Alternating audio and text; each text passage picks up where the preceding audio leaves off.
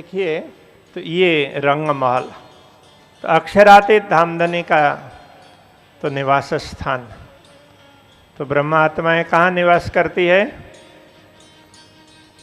इसी रंग महल के अंदर। किंतु ब्रह्मा आत्माएं स्वतंत्र हैं, उनको पूरी छूट है, पूरे 25 पक्ष में कहीं भी जाकर के आती है। किंतु तो आपने धाम की लीलाओं में कभी ऐसा नहीं सुना है कि ब्रह्मा आत्माएं अकेले अकेले घूमने चली जाती हो। तो हाँ, तो दिन के समय पर तो कहीं कहीं जाती है। तो उस समय श्रीराज जी, श्यामा जी विश्राम कर रहे होते हैं, तो वहां आसपास में कहीं जाकर आते हैं। बाकी तो अक्षरातीत धामधनी उनको लेकर के अलग अलग स्थानों में चले जाते हैं।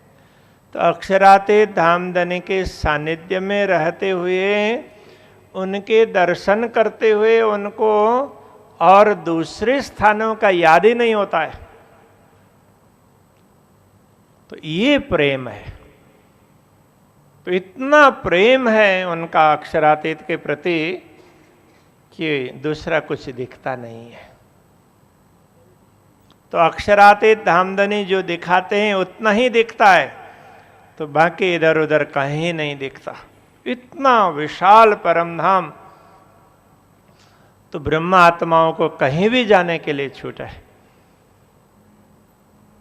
किंतु वो जाती है अक्षरातीत के साथ में, श्री राज्य और तो श्यामा जी के साथ में।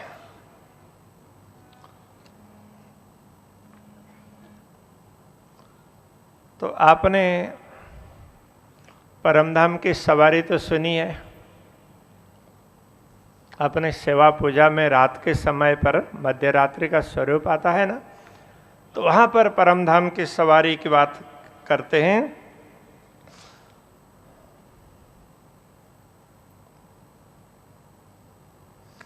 तो कहते हैं, तो अक्षरातीत धामधनी, तो उनके लिए बड़ा विशेष प्रकार का विमान, बड़ा सुंदर विमान है, ऐसे कई विमान है। तो अक्षरातीत धामधनी चाहते हैं तो वो उनके सामने तैयार होता है, तो उसमें विराजमान होते। तो ब्रह्मा आत्माएं तो एक एक विमान में दो दो, जोड़ी जोड़ी, तो ऐसे विमान, कोई अक्षरातीत धामधनी के विमान के आगे, कोई पीछे, कोई बाएं, कोई दाएं, तो ऐसे वो पूरी सवारी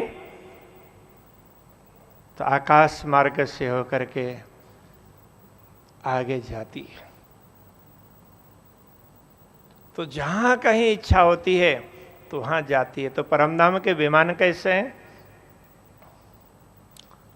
तो जैसे यहाँ विमान को लैंडिंग करने में, टेक ऑफ होने में बड़ा रनवे चाहिए होता है, तो परमधाम में ऐसे रनवे की जरूरत नहीं है।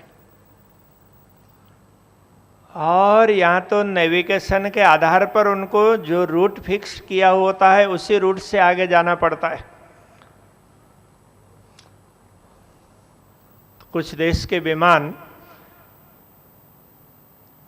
किसी देश के ऊपर से नहीं जा सकते, उनके लिए वो अलग रूट निश्चित किया हुआ होता है। तो पायलट उसी रूट से चलाएगा, इधर उधर नहीं ले जा सकता। हाँ, तो कभी कभी मौसम खराब हो और जहां उनको परमिशन हो तो उसमें वो रूट बदलता है। तो बाकी जो रूट सुनिश्चित होता है तो उसी रूट से उसको आगे बढ़ना पड़ता है।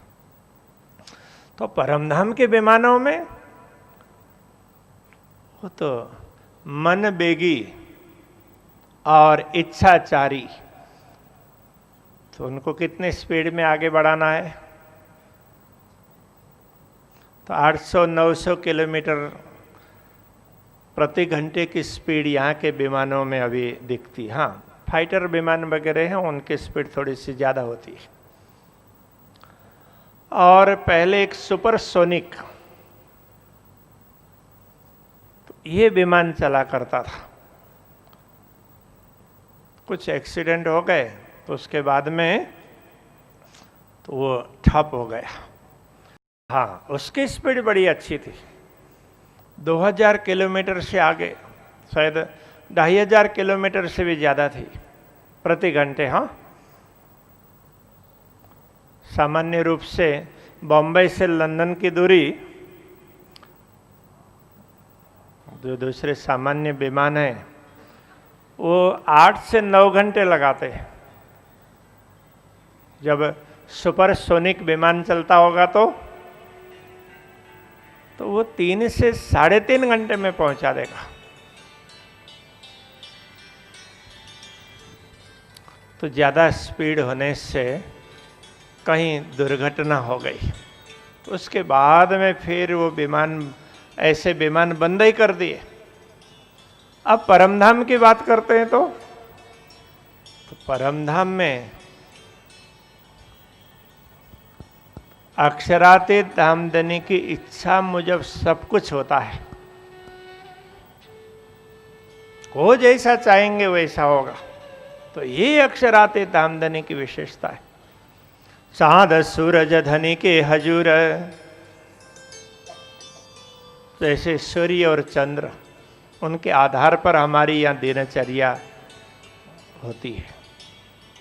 तो मुख्य रूप से सूर्य के आधार पर होती है, चंद्रमा के आधार पर भी होती है, क्योंकि तो हमारे महीने हैं, इनको हम लोगों ने शुक्ल पक्ष और कृष्ण पक्ष इसके आधार पर मान लिया है।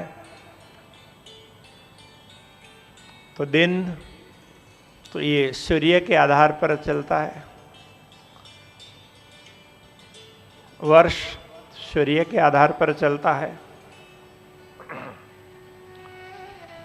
क्योंकि हम जहाँ पर हैं, ये पृथ्वी जहाँ पर है, अभी जिस पृथ्वी में हम हैं, ऐसे तो कई पृथ्वियाँ हैं। तो हम जिस पृथ्वी में हैं तो वहाँ सूर्य का नेतृत्व चलता है। तो सब ग्रह उपग्रह सूर्य के आधार पर चलते हैं। तो ये सोलर सिस्टम है।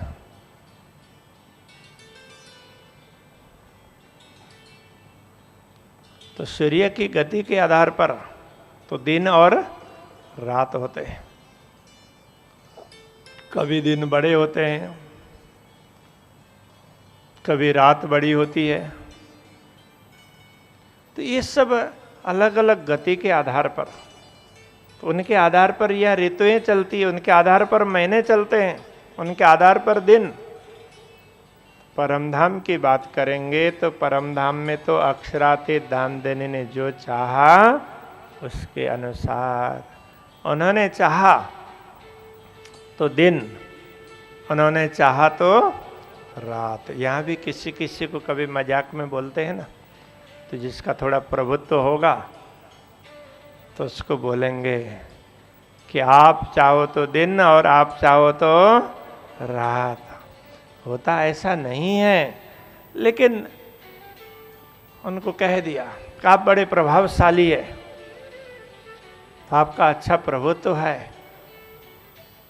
किंतु अक्षरातीत धनी का तो प्रभुत्व है ही। इस प्रभुत्व को कुछ लोगों ने स्वीकार किया। जो लोग स्वीकार करते हैं आनंद से जीवन यापन करते हैं।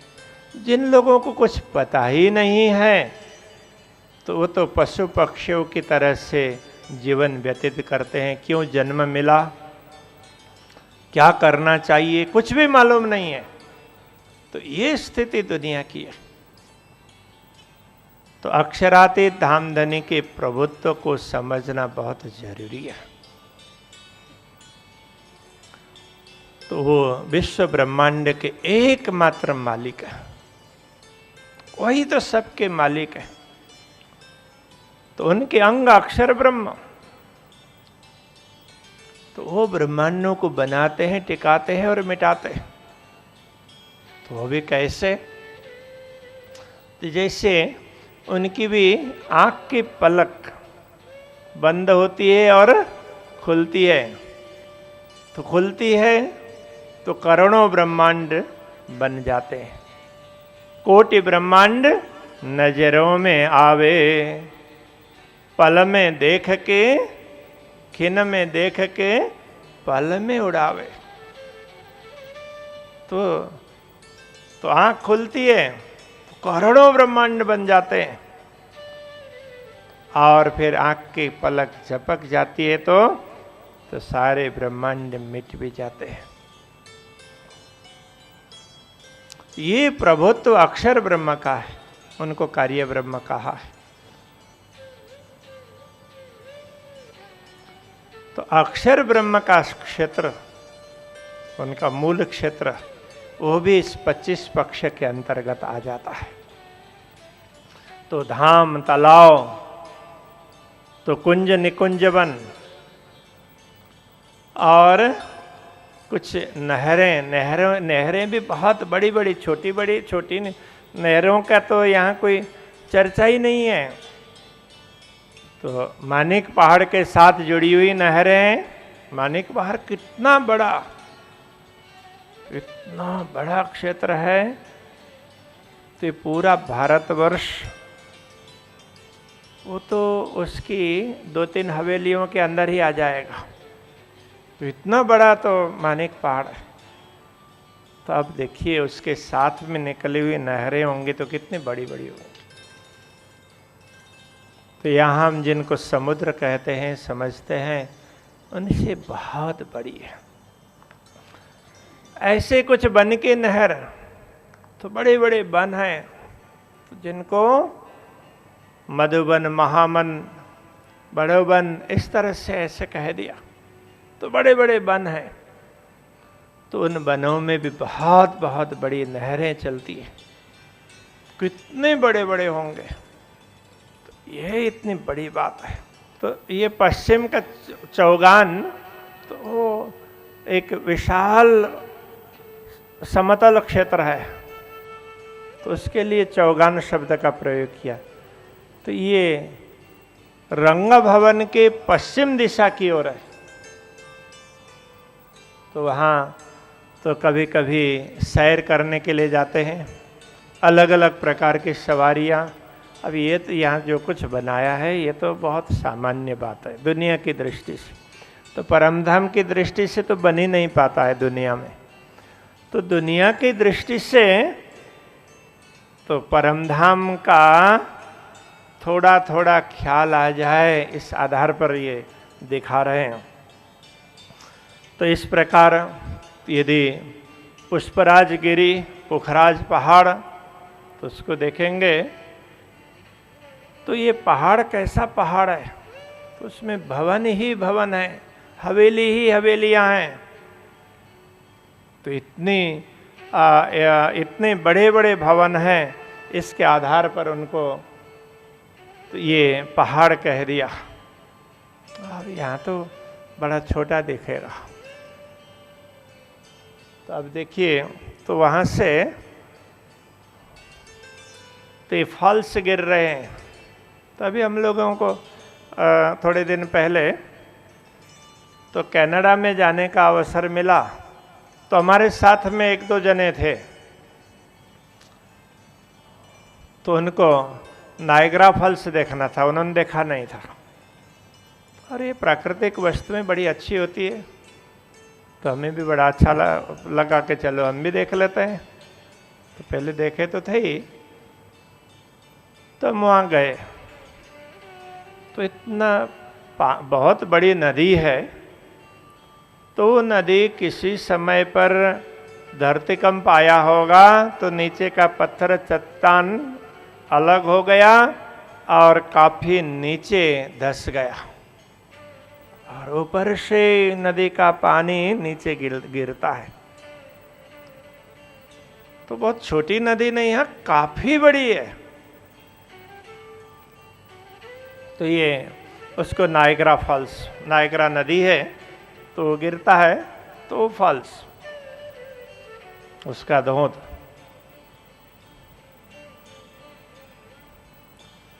तो वो भी नदी थोड़ी सी बटी हुई है।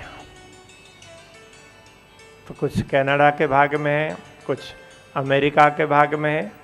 तो अमेरिका के भाग में 2 भाग में बटी हुई है, तो छोटे छोटे फॉल्स गिरते हैं। और कनाडा के भाग में तो बहुत बड़ा फॉल्स गिरता है।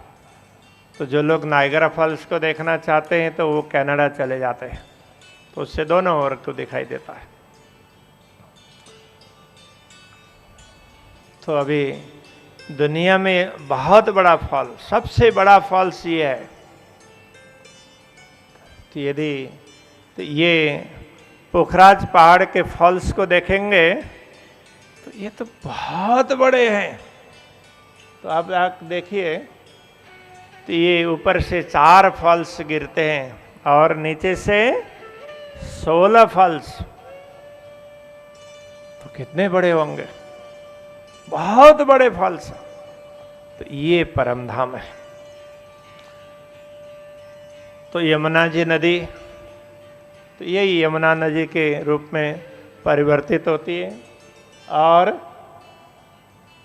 तो वहाँ से आगे बढ़ कर के फिर नदी जाती है, तो कहाँ जाकर के समाएगी, समुद्र में। तो ये समुद्र जैसा बड़ा ताल है, बहुत बड़ा ताल, तो समुद्र जैसा ही है।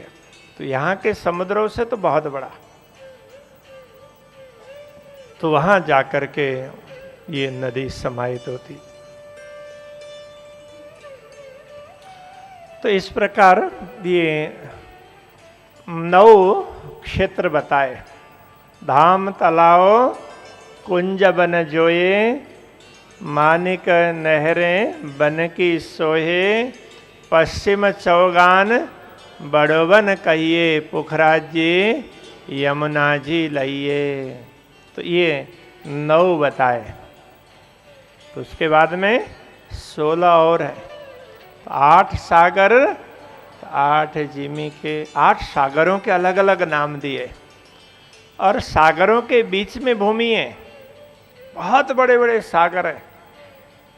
तो सागरों के बीच में भूमि है, वो भी बहुत बड़ी भूमि है। तो ये 8 प्रकार के भूखंड है। तो ये परमधाम के भूखंड है। दुनिया के तो ये पूरी पृथ्वी से तो एक भूखंड भी कई गुना बड़ा है। तो ये 8 सागरों को अलग अलग नाम से समझाया, क्योंकि ये 8 सागर की विशेषता और भी है। ये अक्षरातीत धामधनी की शोभा, श्रृंगार ब्रह्मात्माओं की शोभा, अक्षरातीत धामधनी के साथ उनका संबंध, अक्षरातीत का प्रेम और उनकी कृपा, इन सब के प्रतीक होने से तो 8 सागरों का यहाँ पर नाम दिया। तो ये 8 सागर हैं। नूर नीर क्षीर दधी सागर, घृत मधु एक ठौर, रस सर्व रस सागर, बिना मोमिन न पावे कोई और। तो ये तो 8 सागर। तो सबसे पहले नूर सागर, तो उसकी दिशा भी समझा दी। तो रंगमहल के पूर्व दिशा में, मतलब पूरे परमधाम के पूर्व दिशा में, तो नूर सागर। वो पूर्व से तो दूसरा आ जाता है, तो अग्निकोण में। तो पूर्व में तो सर्वरस सागर, जिसको मेहर का सागर भी कहा है, तो वो पूर्व दिशा में होता है। तो ये सर्वरस सागर। तो नूर सागर, तो उसके बाद में नीर सागर, फिर क्षीर सागर, दधी सागर, घृत सागर, मधु सागर, रस सागर और तो सर्वरस सागर। तो ये सागर है। तो इतने विशाल हैं, तो जिनका कोई पारावार नहीं है। तो देखिए दुनिया में भी देखो क्षीर सागर भी है। तो भगवान नारायण कहाँ रहते हैं, तो क्षीर सागर में, ऐसा कहते हैं। और ये मृत्युलोक में भी अलग अलग प्रकार के सागर हैं। तो ये परमधाम के सागर इन सबसे विशिष्ट हैं। तो उन सागरों का नाम लेकर के यहाँ भी अलग अलग सागरों को कभी कभी उस नाम से पुकारा जाता है। ये परमधाम। तो परमधाम को 25 पक्षी युक्त माना। तो अब देखिए, ऐसे परमधाम में हमें समझना चाहिए कि हमारा ये घर है, हम इस धाम के निवासी हैं। तो घर किसका है? तो इस शरीर का है कि नहीं? तो ये शरीर तो पंचत्व में चला जाएगा। तो आत्मा जब शरीर को छोड़ देती है तो कुछ लोग इसको जलाते, कुछ जमीन में दबा देते हैं, कुछ पानी में डाल देते हैं, कुछ जंगल में फेंक देते हैं। तो ये 4 प्रकार के संस्कार शरीर के संस्कार है। तो जलाते हैं, उसको अग्नि संस्कार कहते हैं। जमीन में गाड़ देते हैं, उसको मृत्तिका संस्कार कहते हैं। पानी में बहा देते हैं तो उसको जल संस्कार कहते हैं। और जंगल में छोड़ देते हैं तो उसको अरण्य संस्कार कहते हैं। देखो, जंगल में तो अभी भी कुछ समुदाय हैं तो इस प्रकार का करते हैं। अब जंगल में कहाँ छोड़ेंगे? तो एक क्षेत्र उन्होंने ऐसा मान लिया तो उसमें इस प्रकार की व्यवस्था की, तो वहाँ पर छोड़ते हैं। कुछ समुदाय के लोग अभी भी शरीर को ऐसे ले जा करके बहुत बड़ा कुआं जैसा बनाया होता है तो उसके अंदर छोड़ देते हैं। तो कुछ लोग जल संस्कार भी कर देते हैं। बहुत लोग मृत्तिका संस्कार करते हैं। इन सब में उत्तम संस्कार माना है अग्नि संस्कार, क्योंकि अग्नि में एक क्षमता है कि शरीर को वो जला देती है और राख बना देती है। तो यदि शरीर में किसी प्रकार के रोग हों, उसके कीटाणु दूसरी जगह पर जा नहीं पाएंगे, वहीं जल करके भस्म हो जाएंगे। इसलिए अग्नि संस्कार को उत्तम माना कि हाँ, जिन लोगों ने अपने जीवन में अच्छे कार्य किए, अच्छी साधना की और ये पांचभौतिक देह को भी साधना से बड़ा ये बड़ी कठोरता के साथ में साधना कर इसको शुद्ध बनाया, तो ऐसे संत मनीषियों को भी मृत्तिका संस्कार दिया जाता है। तो उनका स्मारक भी बनाते हैं। तो बाकी वैसे स्मशान में जाते हैं कोई, तो स्मशान में गए तो वहाँ से आने के बाद में नहाना पड़ता है, फिर कपड़े बदलने पड़ते हैं। यदि संत मनीषी जिन्होंने बड़ी साधना की, बड़ी तपस्या की और तपोपूत देह, तो उसको जहाँ पधराया हो उनकी समाधि हो तो लोग नहा धो करके और शुद्ध कपड़े पहन करके वहाँ दर्शन करने चले जाते हैं। तो वहाँ जाकर के जप भी करते हैं, साधना भी करते हैं। तो कहाँ देखिए, जगह तो वही है, उसी प्रकार की है, लेकिन तो जिन्होंने शरीर को पवित्र नहीं बनाया, अंतस्करण को पवित्र नहीं बनाया इस शरीर में रहते हुए, तो उनके स्मशान में उनको जहाँ गाड़ा गया हो, जलाया गया हो, ऐसे जगह पर जाते हैं तो आकर के नहाना पड़ता है।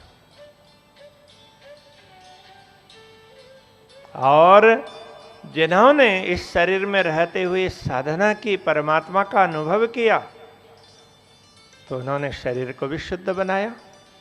तो भीतर अंतस्करण को शुद्ध बनाया ही, तो बाह्य शरीर भी शुद्ध बना।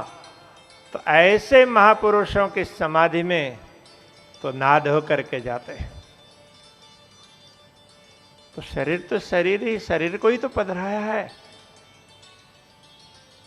देखो फर्क कितना है। जिन्होंने साधना की है तो साधना का फर्क है। तो शरीर 5 तत्व का होता है। तो इस 5 तत्व के शरीर के ये क्रियाएं तो इस प्रकार से चलती है। तो अलग अलग क्षेत्र में अलग अलग प्रकार की क्रियाएं होती है। तो संसार की ये रीत है। तो ये शरीर बस इन संस्कारों से इसका अंत होता है। किंतु आत्मा अपने घर को लौटती है। तो हम लोगों को कभी कभी परस्पर बातचीत करते हुए, समझते हुए थोड़ा सा सुधार करना होता है। तो हम लोग क्या सोचते हैं कि ये दुनिया हमारा घर है, और संत महात्माओं ने समझाया कि देखो परमात्मा के घर में जाना होता है। तो अपने घर को तो हम पहचानते हैं। तो इसको छोड़ करके जब हम परमात्मा के घर में जाते हैं तो पता नहीं कैसे जाएंगे, वहां कैसे पहुंचेंगे, पहुंचा जाएगा नहीं पहुंचा जाएगा, तो मन में संदेह होता है। तो अपने घर को छोड़ करके जाते हुए दुख भी होता है। तो बहुत लोग न शरीर को छोड़ना नहीं चाहते, किंतु जिनको पता चल जाता है कि अरे ये तो शरीर है, ये तो पांच भौतिक हमें गाड़ी की तरह से मिला है, तो दुनिया की यात्रा में, तो परमात्मा ने जब हमें दुनिया में यात्रा के लिए भेजा तो ब्रह्मा जी ने शरीर बना दिया। तो उनमें से अच्छे शरीर को चुन करके तो हमें दिया गया। तो हम इस शरीर में रह रहे हैं। तो हमें अपने घर को लौटना है। तो जिनको ये पता चलेगा कि हमारा घर तो परमधाम है और हमें लौटना है, तो वो फिर शरीर को छोड़ते हुए दुखी नहीं होते। उनको ऐसा नहीं लगता है कि शरीर को छोड़ करके कहाँ जाएंगे, चिंता ही नहीं।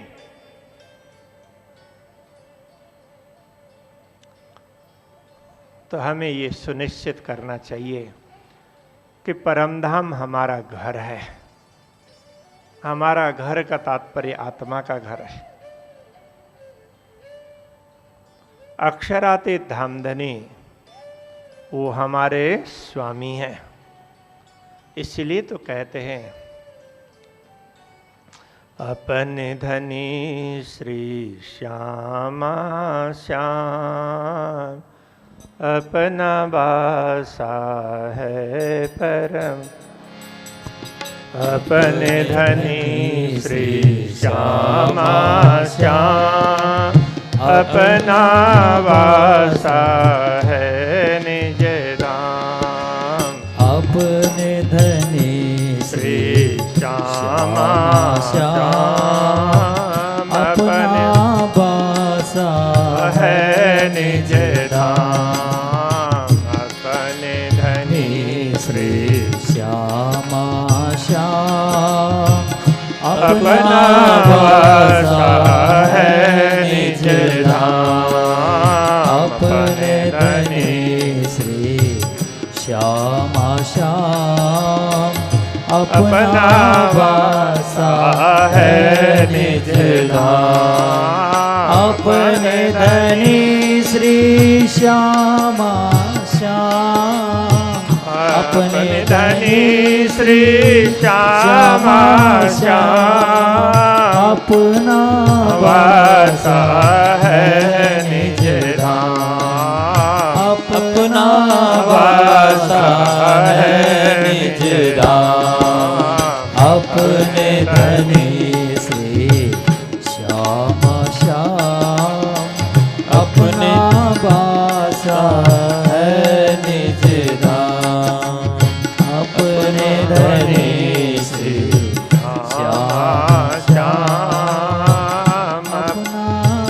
भाषा